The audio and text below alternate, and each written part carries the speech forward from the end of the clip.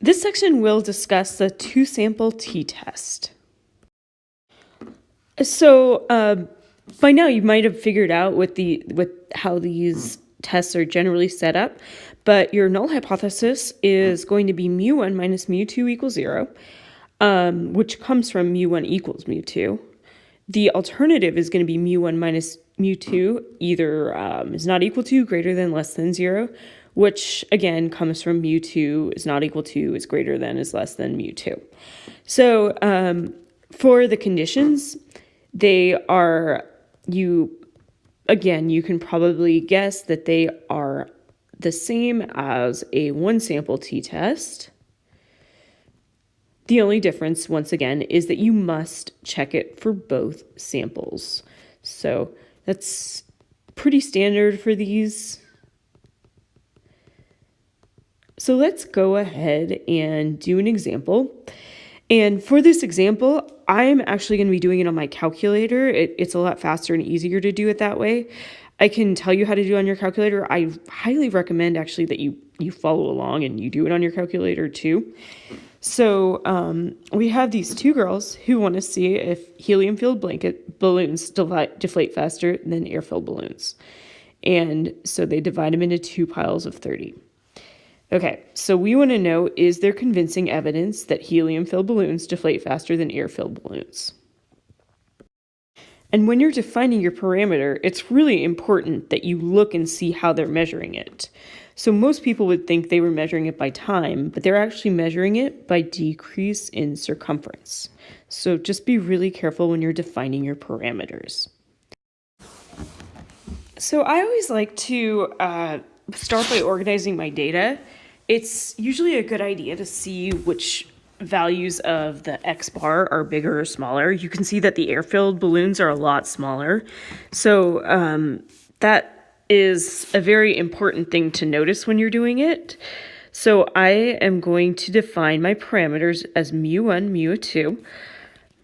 And they are going to be the average decrease in circumference, or the mean decrease in circumference, of all helium-filled and all air-filled balloons.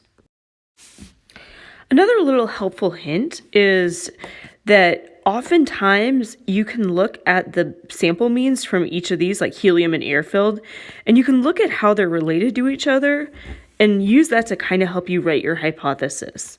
Unless the data that they got was different from what you expected, usually you can look at your hypotheses and it'll, like, based on which one is bigger or smaller, is going to tell you how to expect the hypotheses to look. So our null hypothesis is just going to be mu1 equals mu2. And actually, for both of these, I'm going to rewrite it the more standard way to do it, which is mu1 minus mu2 equals 0. By the way, you're welcome on these. You don't have to, but you're welcome to rewrite it as like x of h and s of h. Some people prefer to do that just to keep them straight when they're going through it. I generally don't do it because I usually do these problems on my calculator. So then for my alternative, we are expecting that helium-filled balloons deflate faster, meaning that we expect that after 3 days, the helium-filled balloons are going to have a larger change in circumference, a larger decrease in circumference. So I'm going to write that as mu1 is greater than mu2.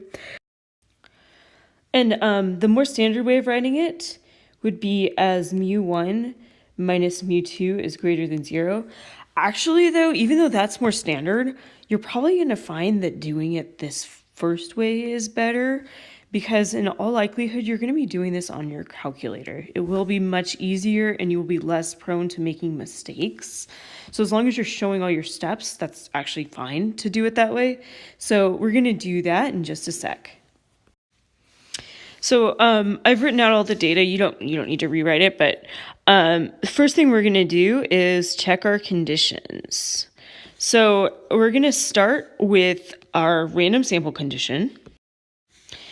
And you're going to notice that this actually wasn't a random sample, but what they did was they used random assignment. So that actually satisfied the balloons were randomly assigned to groups.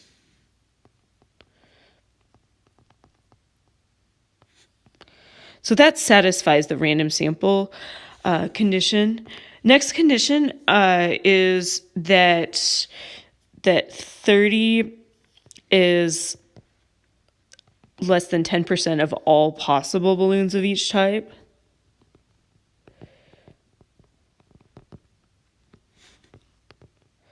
In a case like this, the 10% condition is actually not that necessary. It doesn't really need to be satisfied as much when you're doing an experiment. But I'm just checking it nonetheless just to have a good habit there. And you'll notice we don't actually have data, so we can't do histograms, but both sample sizes are over 30. So N1 is greater than 30 and N2 is greater than or equal to 30. Just barely, but they are satisfied there. So make sure you name your test. You are going to use a 2-sample t-test. And now I'm going to let you do it using the calculator. So in your calculator, so for your mechanics, you probably aren't going to be wanting to write down everything that you put into the calculator, but I'll show you what you do.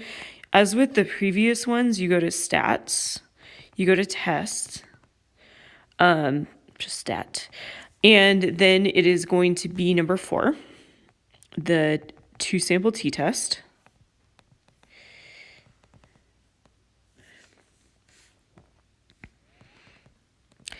So, when you get the 2-sample t-test, you're going to see that it's listed as both data and stats.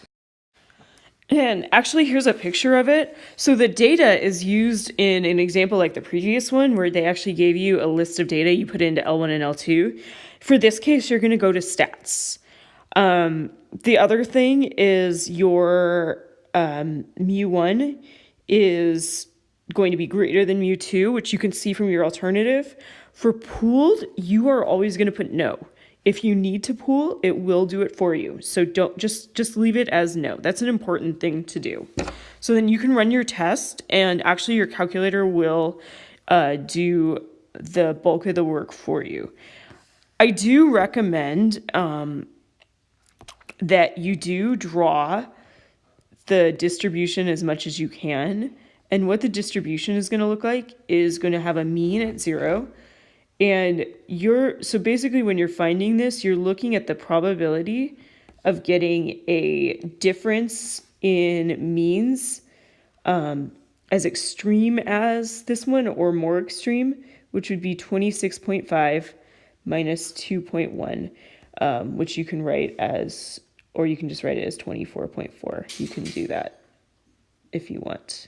So that's what that is.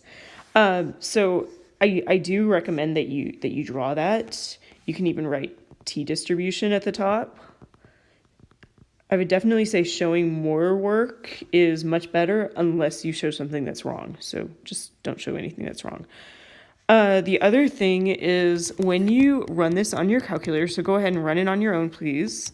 Hopefully you have your calculator. I need you to write down as much as you can. So the main things that I want you to write down, the first thing is they give you a list of stuff. They're going to give you a t-statistic, so please write that down. And they're also going to give you the p-value. That's the most important thing.